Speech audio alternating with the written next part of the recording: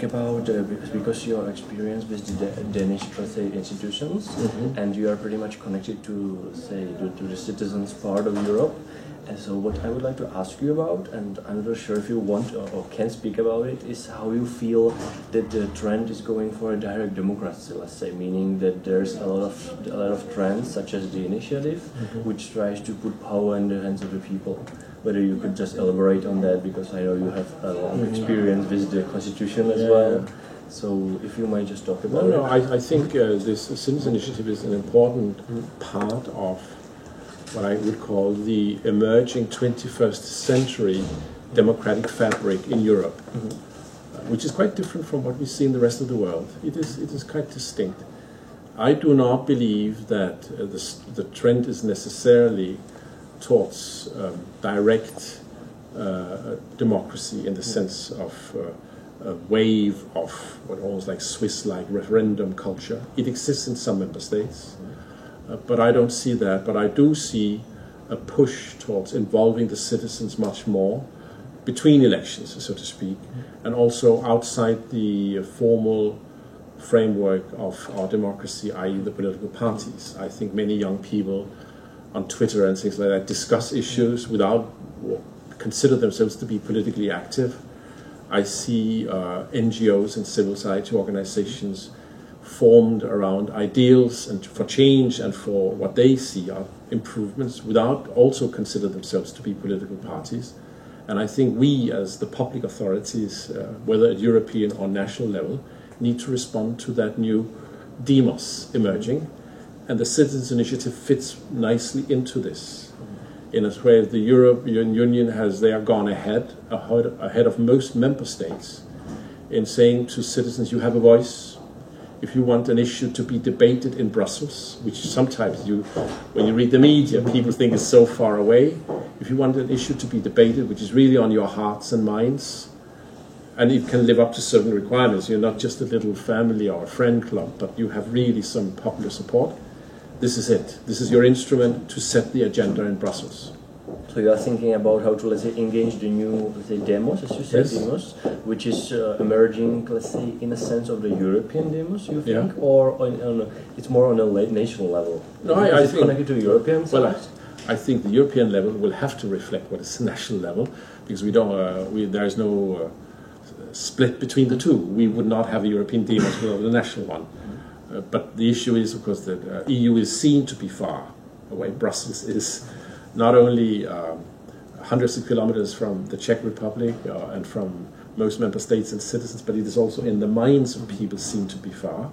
And therefore it is important that we think in terms of engaging. And of course, there are limits to how it can be done. As I said before, the Commission is actually, contrary to what many people believe, a very small public administration in Brussels.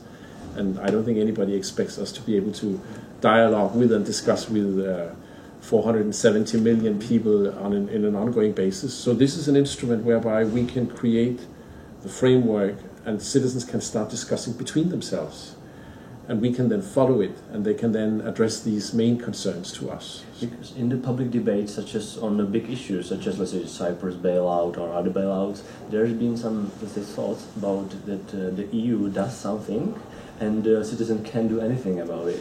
I know this initiative cannot, let's say, go into primary law of the European Union, but can you see any, let's say, more probable changes in the future? Somehow, can you see a trend when let's say, people could somehow get involved in the big issues as we are talking about? Yeah, I do believe, but I mean, I think we need to also keep in mind that what we do at European level is, of course, done and decided by the governments. I mean, the big political decisions are taken by our own democratically elected governments. There is a tendency to blame Brussels for everything. There is. And some of the most recent and most publicly debated decisions were not decided. They were decided physically in Brussels, but they could have been decided here in Prague. If it was accidentally, the meeting takes place in Brussels, and people therefore sort of shoot at Brussels as such. Whereas in the end, it was the representatives of 27 governments which have totally democratic legitimacy, and we have elected them. You and I have voted for them. That these governments took decisions, unanimous decisions, on what should be done on one or another issue relating to economic policy, for instance. And therefore, the issue is really to be sure that also at national level there is a greater recognition of that. It is too easy to have a blame game. Yeah, there's a huge blame game going on, and I'm just wondering. Well, that's because some of these things are not necessarily popular. So you come out of a meeting, you have been part to deciding what would be good in the long run, because the whole issue is that sometimes there is a difference between what is popular and therefore could be easy, but which will in the long run just amplify and enhance the problems we have. So sometimes our leaders, our elected leaders, have to take decisions which are not necessarily popular now, but which we believe in 2 or 3 or 4 years down the road will have created the foundation for much, much better situations in our societies on unemployment, on youth unemployment, and on the well-being of our citizens. So, but then when they come back home from these meetings, there is of course a tendency to disassociate yourself and say, yes, this is not what I like. This was Brussels. And that is the kind of thing we need to watch out for. And that's where I want civil society organizations and the media and everybody to challenge it. Because this is what it's about. Europe is not some abstract thing going on in Brussels.